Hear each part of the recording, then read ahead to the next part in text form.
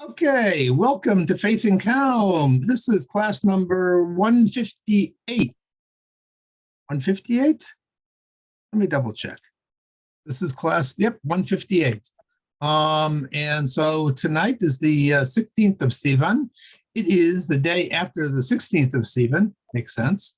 Um, what was the 15th of Sivan? So that's what I'm going to talk about today. And I'm going to also talk about, how to, I forgot the topic already, but the topic is basically how to liberate yourself from your fears and liberate yourself from any worries and not to never to get depressed about things.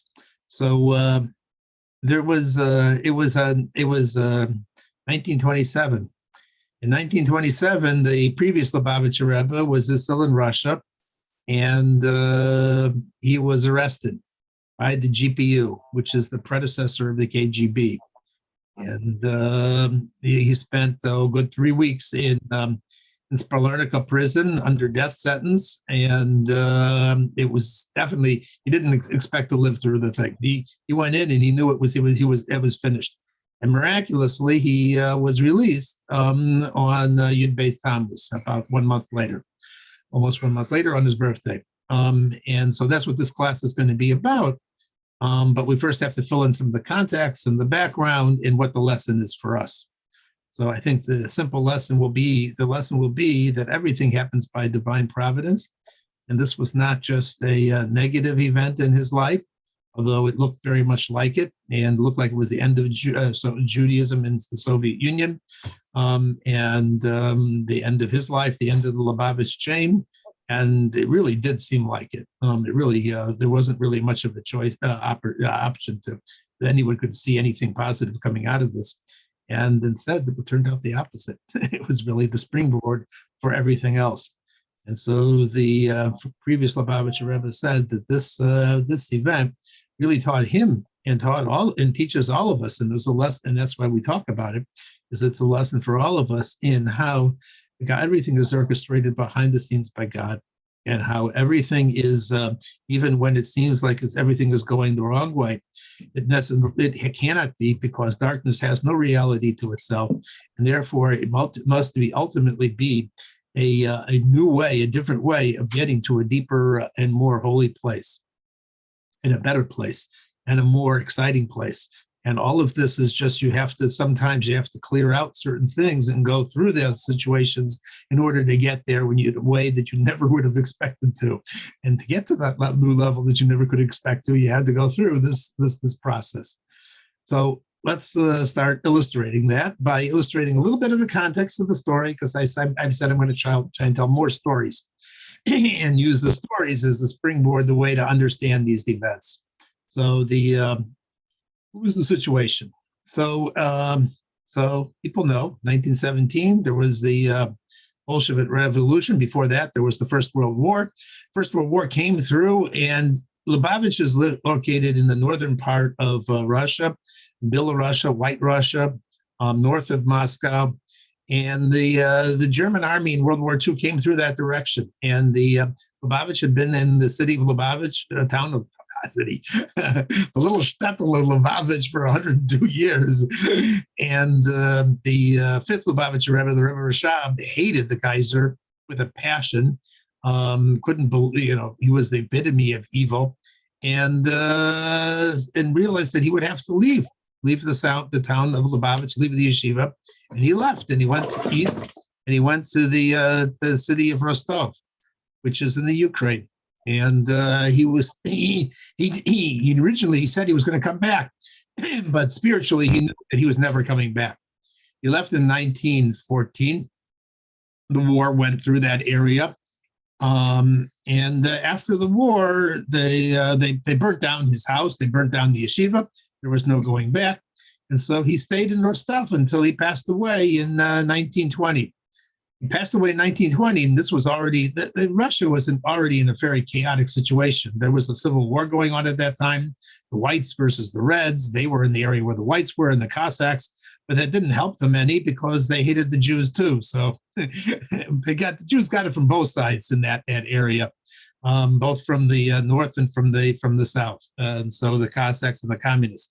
Eventually, the communists, of course, we know, won, and it was not. But initially, Russia did not become the prison camp in the hellhole that it later was going to become. It happened stage by stage.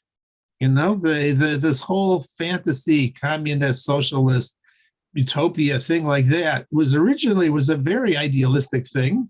They thought they were doing it for good reasons, and then as it went on and on, he had to suppress, like in America we have today. You have to suppress all the other opposition voices. You have to take control of the press. You have to declare anybody who disagrees with you doing false news and so forth. And that is basically what happened in the Soviet Union. But it happened stage by stage. So here came 1920. The Frierdiker Rebbe took over. And his original conception of what he was going to do was going to be a Chabad Rebbe, which meant he was going to be involved in holy things. They didn't involve themselves even in the running of the shul. They taught just in teaching and learning and in inspiring and in giving memorim and other subjects over to people. And he tried that for a year, 1920 to 1921, and then he got reports that the situation in Russia was falling to pieces. The other Orthodox rabbis were fleeing the country or being put in prison or leaving. The shachtim were leaving. The rabbis were leaving. The mikvahs were being closed. The shuls were being closed. And largely this was because of a certain group of Jews called the Yevsektia, the Jewish section of the Communist Party, who had to prove that they were more communist than anybody else and more atheist than anybody else. And they were very fanatically making sure that everything about Jewish life was destroyed. And the Frierdiker Rebbe saw that, he couldn't just concern himself with his group. He had to become the rabbi of all of Russia. And he did. He sent out a group of Bachurim to survey the entire country to find out what was left over, what mikvahs were open, where they needed shoftim, where they needed teachers, malamdim, where they needed this. And he made a plan. And he got money from the Joint Distribution Committee, America, and he established over 400 yeshivas throughout Russia. Yeshivas, he would send shoftim, he would send little schools. Some of them were very small, some of them were bigger, but it was a tremendous, tremendous organization. And you have to understand, this was the early 1920s, but Lenin didn't love Jews, but Lenin, at least, at that point, Russia was still possible. Yes, it was not easy to keep things going, but he privatized all the businesses and everything else. But they did allow, but that didn't work very well. So they had this thing called NEP, the New Economic Program, where people could do little businesses in their house. And that was also something that the Frierdiker Rebbe would get money from the joint for. He would collect money and he would give it to start little sewing businesses, button businesses, other things around there. So supporting both the Jews financially and spiritually.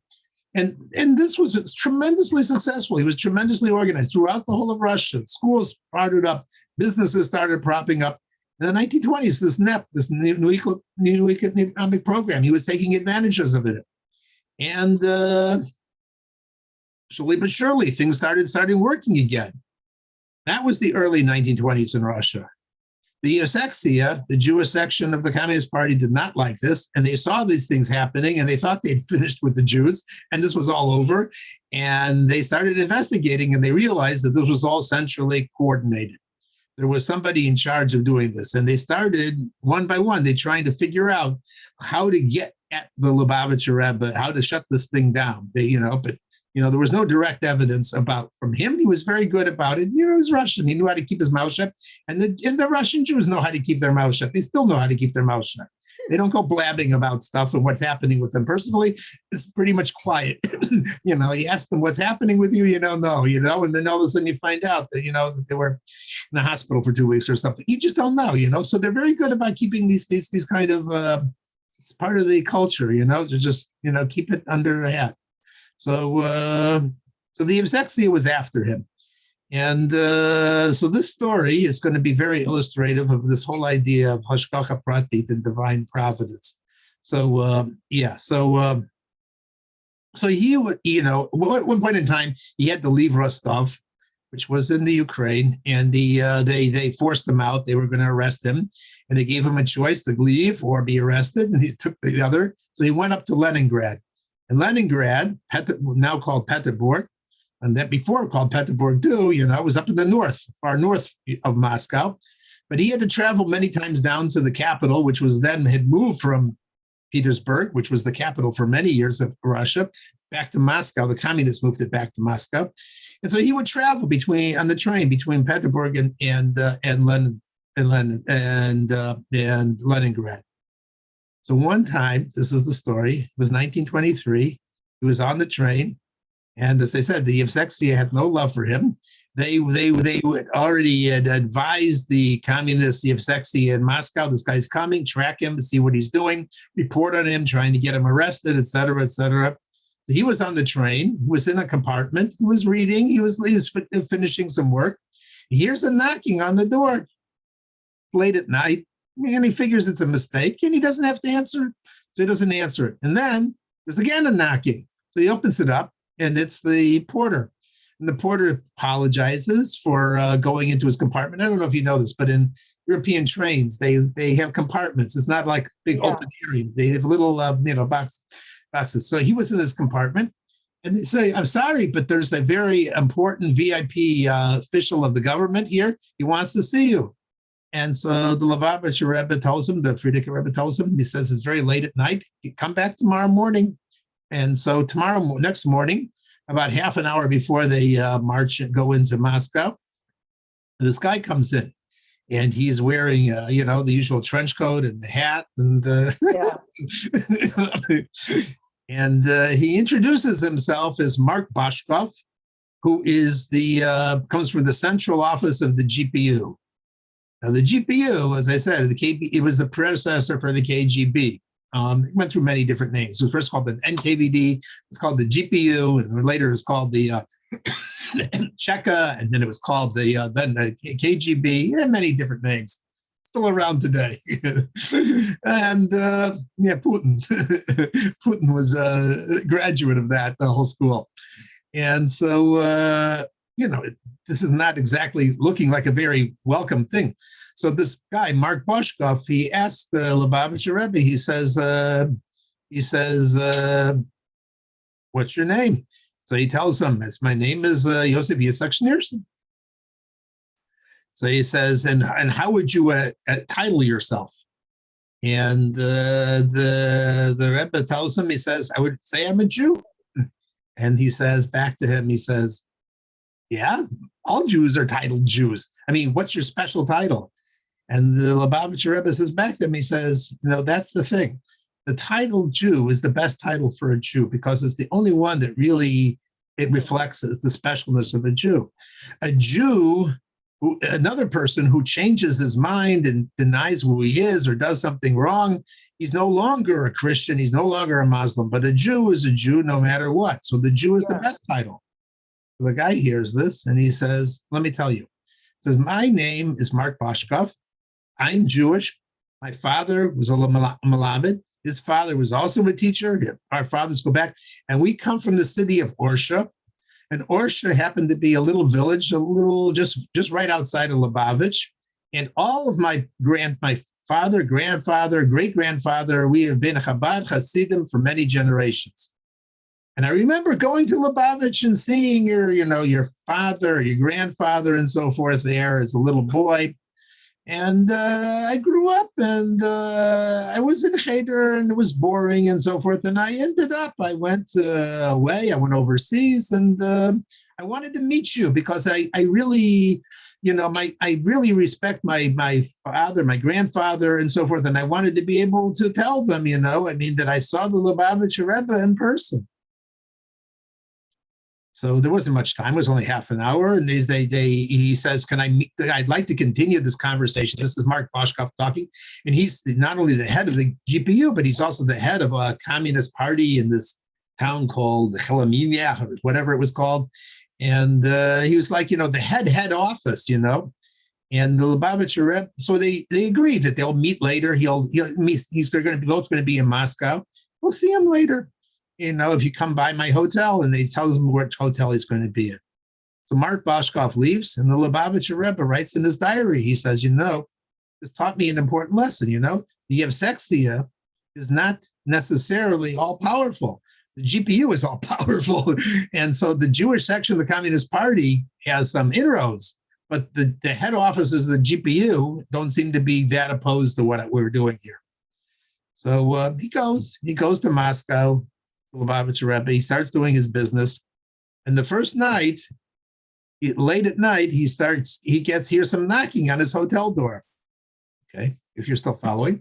So he's getting knocked. So he doesn't pay attention because it's late at night. He doesn't want to, it's probably a mistake.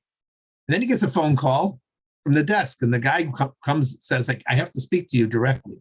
So he comes up from the front desk, and he tells the Lubavitcher Rebbe, he says, listen, the Yevsexia have been coming around and asking if you're here. And I told them, you haven't come yet.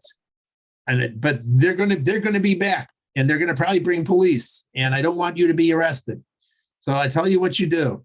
I've already arranged. There's another hotel in town, the Belsky Hotel, and this is the Sarbansky Hotel. I want you to move out, go away right away, and go to that other hotel. You already have a room there, and they won't find you there, because I have a friend who's at that other hotel. And don't go out through the main door. Go out through the kitchen back, because they're already guarding the doors there and so forth. So the Lubavitcher Rebbe had no choice. He left his luggage. He left everything there. He went out of the room. He went over to the other hotel. He spent the night over at the other hotel. And in the morning, he came back to the first hotel to pick up his luggage and his towels to fill in and so forth.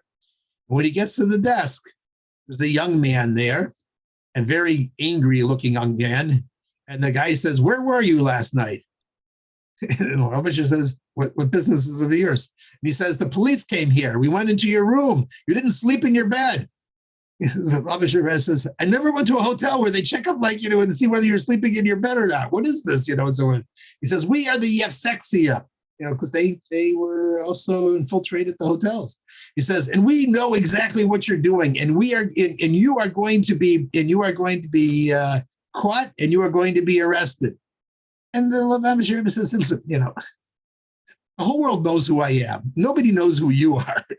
Let me just tell you, And he didn't pay any attention to him. He just went right up to his room. He picked up his luggage. He went out through the kitchen. And goodbye, fair thing. And nothing bothered him. And he went back over to his other hotel. Can I interrupt? I feel bad to say, why didn't he just take him then and there and just arrest him? He didn't have the gun. He didn't have the police officers. He's not, Yevsexia means he's Communist Party official, but he doesn't have, the arrest. I thought he was waiting there the whole night for him to come back. He was, but he didn't know if he was or when he was going to show up or whatever. So I guess and one person. Okay, wait, you'll see. They're not giving up on him. They're not giving up on him. Anyway, so he goes over back to the second hotel. The whole day he's busy in meetings. Late at night he gets back.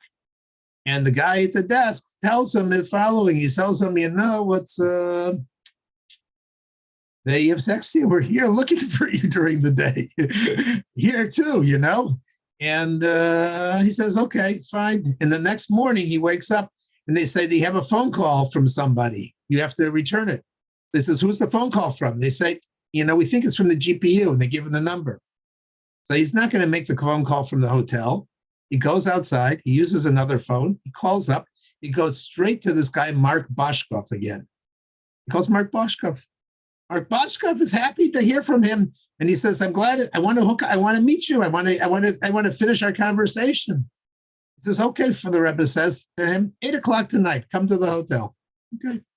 So he goes, he comes back. They're at the hotel. It's 8:00 at night. Mark Boshkov comes. First hotel. The second hotel where they're staying now.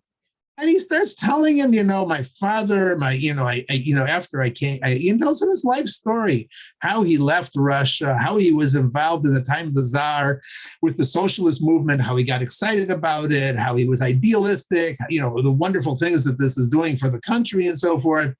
And he went overseas and he learned skills in England, and he met up with Lenin, and Lenin really liked him. And then later he was thrown into prison. And when he finally, they helped him escape from prison, and he went back overseas. And when Lenin came back to Russia, he brought him into his inner circle there. So he's now one of the leaders of the GPU, the head office. And he's explaining to him about his father. He said he went back to visit the little town where his father lives. And his mother had passed away, and his father was still there, an old man, sick, beaten, broken.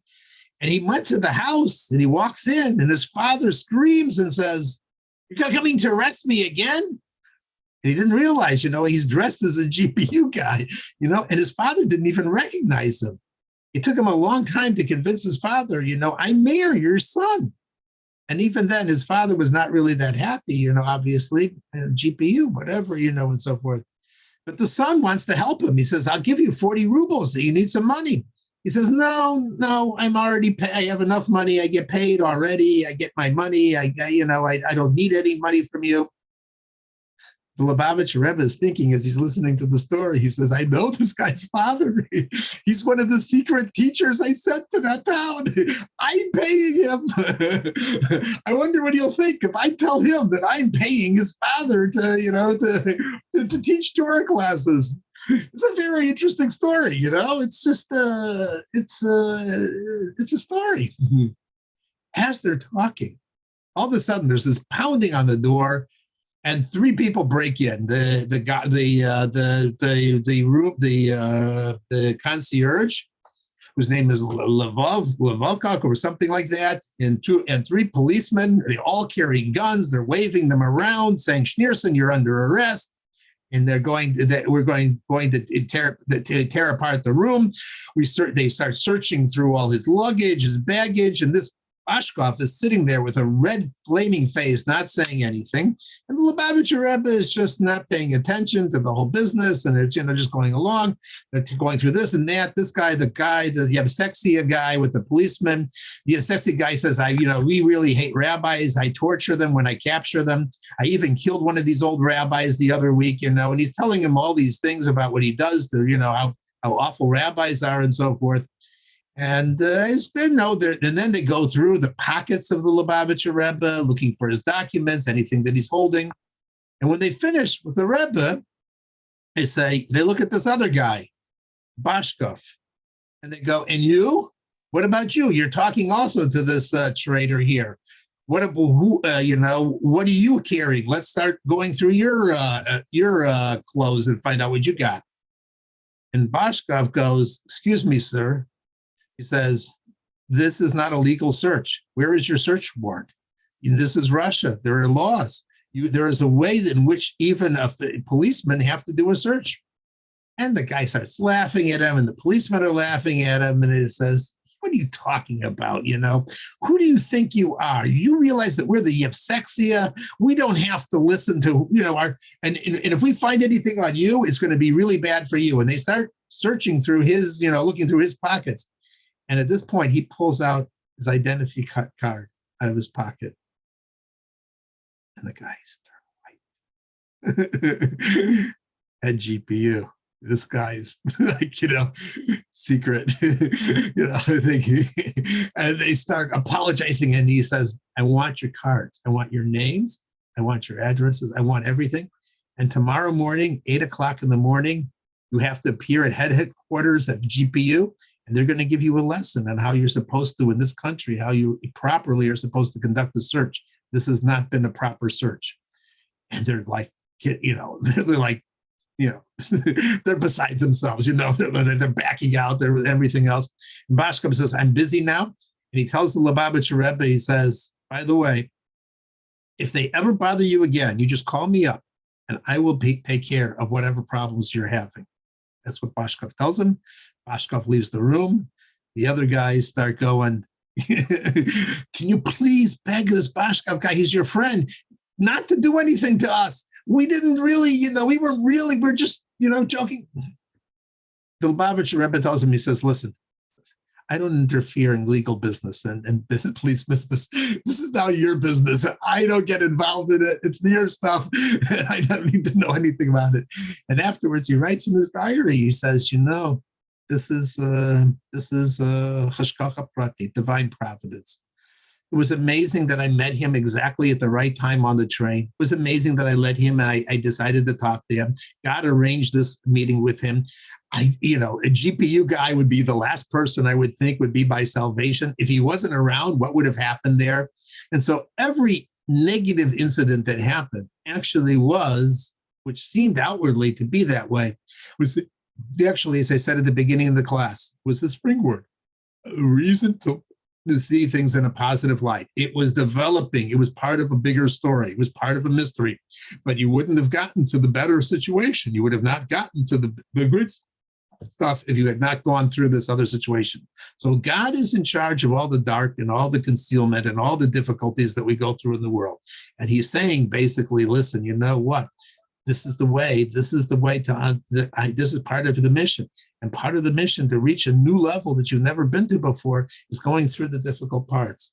When you go through them and you just like the Frierdiker Rebbe, he didn't pay any attention at all. That's the lesson. To them, to their powers, to their threats, to their insults, to their anything else, went straight, went forward, not doing what he had to do. And it just caused, and they couldn't do anything to him. They couldn't do anything to him. And that's one reason why the Lubavitch, we celebrate this Yom Tov, and we talk about these things and about this time of the year. Based Tammuz, I'm going to maybe talk next week about the rest of the Lubavitch Rebbe, and we'll continue on with the story that way. So anyway, I hope this was a little bit helpful as a story way of explaining Baal Shem Tov's approach to how everything is divinely orchestrated. And with that, I'll turn the clock over to Shalom Mishudas. Thank you so much. That was a great story. Okay. Really, he didn't hear me. Hi. Hello, Hi. everybody. Does anybody want to say anything? I'm gonna speak not so long, and I'm just gonna build on. I'm gonna talk practically about what Yeskel Shimon introduced. Can I just ask you? Yes. I came on a few minutes late. Is it the anniversary of something that? Because I missed that So part. Sorry. Sunday was today's the 16th of Sivan. Sunday was the 15th of Sivan, and Sunday is the anniversary of the most dramatic thing that happened to the Frierdiker Rebbe, which the previous Rebbe, the sixth Lubavitcher Rebbe, which is that I'm going to mention it briefly, and I'm going to talk about it. And That's right. That's the Rebbe that he was talking about in the story. yes, exactly. Something happened after the story he told today. He's going to talk about it maybe a little next week, but I'm going to talk about it. And it happened on the 15th of Sivan, which just happened on Sunday. Sunday was the anniversary of what happened to him on the 15th of Sivan. Dying of suspense. Okay, fine. Okay, good. So anyway, the name of the class is Serenity Under Fire. And Serenity Under Fire. And I just want to say that I always start by saying that we're in a remarkable time, and it is the absolute truth, and it's the thing that we have to know. We have to know, because if we don't know it, then we're living in an illusion. We are living in a remarkable time. It is our job. The Rebbe told us that the Lubavitcher Rebbe told us that the Geula is starting to unfold, and we are meant to be in this time, and we are meant to facilitate the process. So anyway, there's an even more. Yeskel Shimon will probably talk about it next week. On the 15th of Sivan, what happened was that the Rebbe was, by that time, the Rebbe had a huge underground network of illegal schools teaching small Jewish children Torah and teaching older people also. Illegal mikvahs, illegal everything. He had a huge network, and they knew that he was the ringleader. They knew that he was the ringleader of this holy network, but they couldn't figure out how to get him. And then they just decided they're going to get him. They're just going to arrest him, and they're going to do away with him. They're going to give him the death sentence. So on the 15th of Sivan, the anniversary of which was this Sunday, they arrested him. What did they do? They and I'm only going to tell you a tiny bit of it. I'm sure Heskelsham will tell you next week. But they came to his house. They came to his house. He had been very busy all day. He had been, running this huge network. And also a remarkable thing, how did this network come to be? How did it succeed? He took 9 other guys and 9 other Hasidim. Along with him, there were 10, and they swore that they would even give up their lives if necessary to perpetuate Judaism in Russia, because I think it was the largest collection of Jews in the world, and the plan, according to nothing was allowed anymore. Nothing Jewish was allowed, and they were forcing Jewish kids to go to schools where they would learn things against God, that there was no God or whatever else. And it was clear that this would be a major death blow to Judaism. So the Frierdiker Rebbe, got together with his 9 people, and they went and they had a huge network. And so they decided they're going to arrest the Frierdiker Rebbe, and they're going to find out about this network. They're going to ransack his house. They're going to find the documents. They're going to find where the secret Jewish schools are. They're going to find out who the teachers are, and they're going to, do away with everybody. And so they burst into his house. It was midnight. He was just having dinner because he just finished Marv. He was busy all day, and they burst into his house, and and I'm not going to tell you all the details. I'm sure Heskelshim will do it. And they said, you know who we are. And the Frierdiker Rebbe said, yes, I know exactly who you are. I'm not afraid of you. I have never been afraid of you, and I will never be afraid of you. And they took him off in a car to a prison where people don't come back out of. And they did horrible things to him. They held a gun to him. They said, this little toy will make you talk. It'll make you tell the names of all those teachers and the locations of all those schools. And he wasn't intimidated by the gun. He wasn't intimidated by walking through a hallway of people with rifles. He wasn't intimidated, by, they threw him down a flight of iron stairs. They did a lot of things to him. And this is a person who was brought up. He was such a gentle kid. He was such a gentle, sensitive kid, but he turned into a steel bullet. And he said, I will tell you my name. I will tell you what I do, but I will not tell you the names of anybody else. I will not tell you anything else. And he stuck to it. If they told him to stand up, he wouldn't stand up. He wouldn't recognize that they were an authority. And that's really the reality. The reality is there's nothing but Hashem. And so he decided, I'm making that my reality, that there's nothing but Hashem. And in the end, he was released.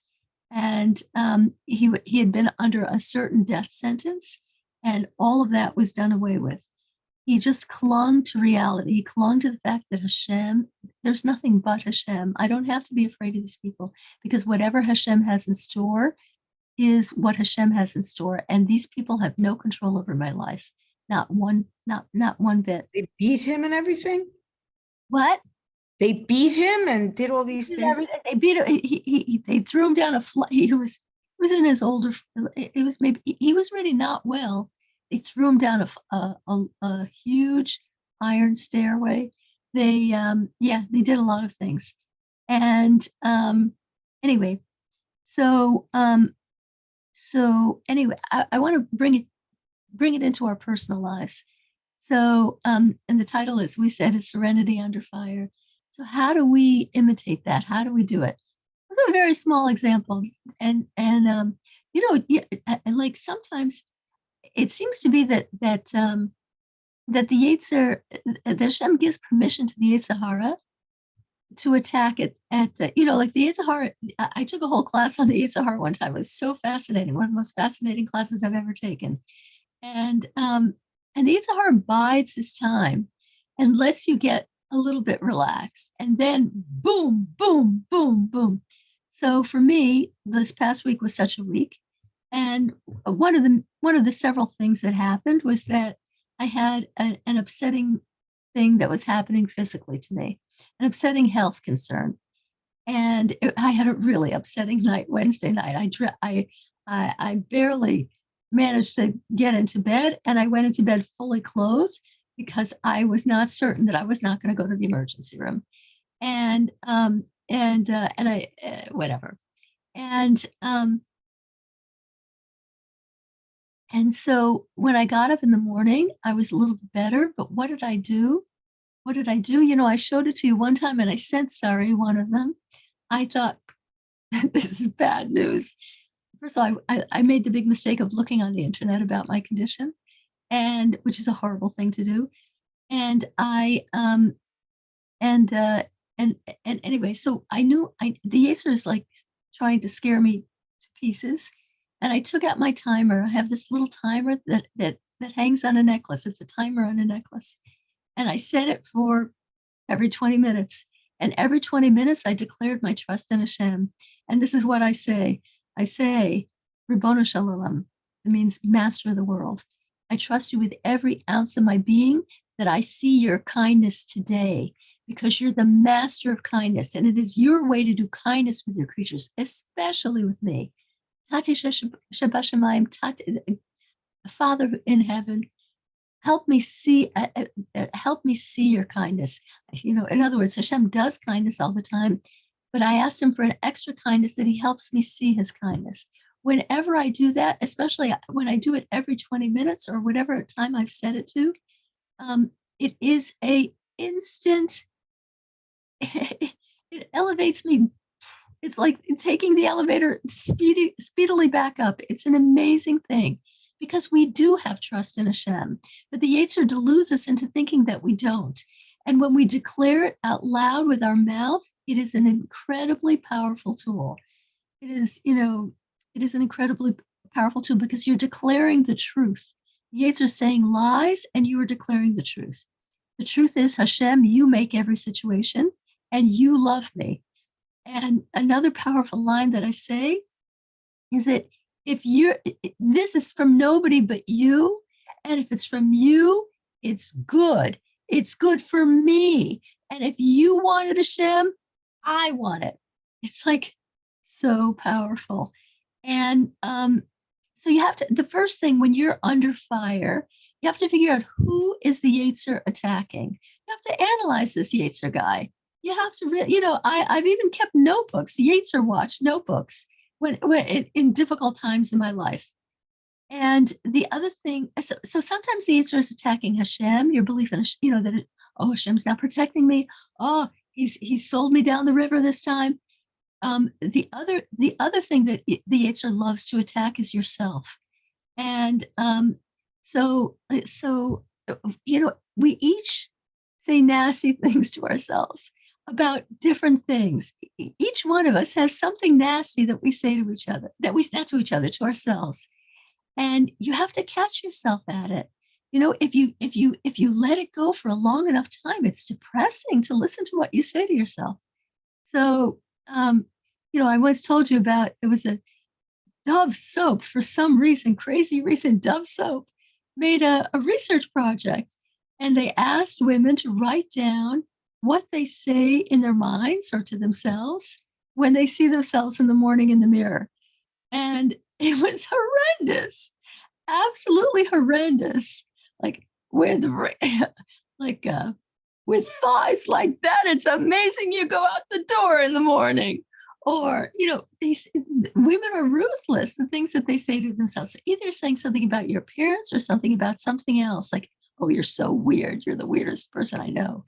Or, you know, you're such a klutz, whatever it is. Each person has his own thing that they attack themselves with.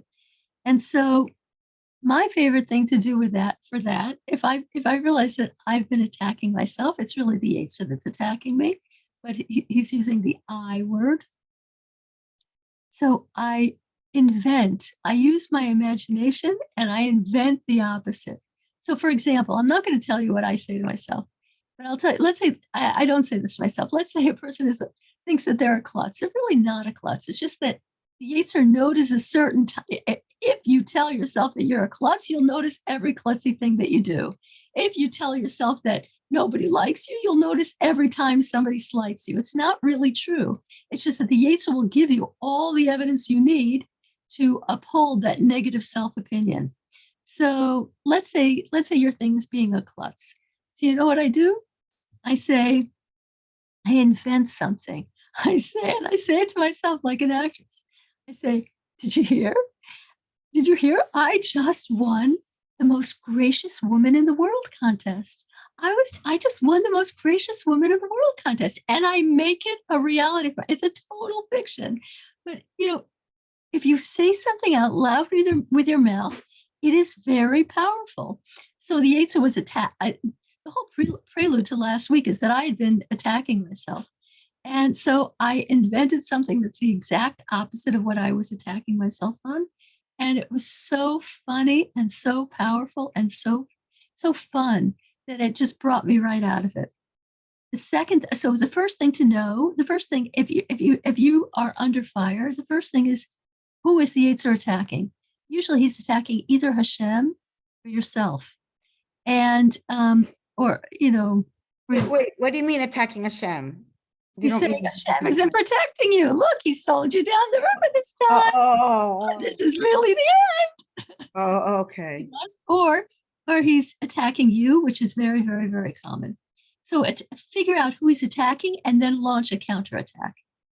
The second thing I do is I write to the Rebbe, and I take on, if necessary, if it's really bad, I take on a very small, slight, doable thing. So a very slight, small, doable thing, and something that is necessary.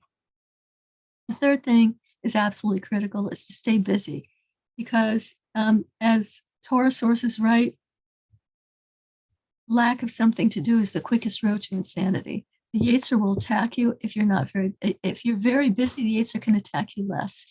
If you have free time on your hands, you are putty in the hands of the Yetzer. And the fourth thing is to be your own best friend. If you know that the most important thing, that you're robbing yourself of sleep night after night after night, then figure out a plan and stick to it, come heck or high water, a way to get yourself in bed earlier. You have to be your own best friend. That's extremely powerful, because once I start trusting myself as my caretaker, I'm much more willing to believe that Hashem is taking care of me. If I'm not taking care of myself, if I'm doing bad things to myself, then my trust in Hashem is immediately eroded. It begins here. So anyway, I want to end there, and I want to wish you all a week not under fire. And that, but if you are under fire, have fun with it, attack back, and we'll meet, God willing, again next week. Meanwhile, I'm going to turn off the recorder, and if anybody has any questions, I'd love to hear them. Oh, I don't want to end. I want to end the recording.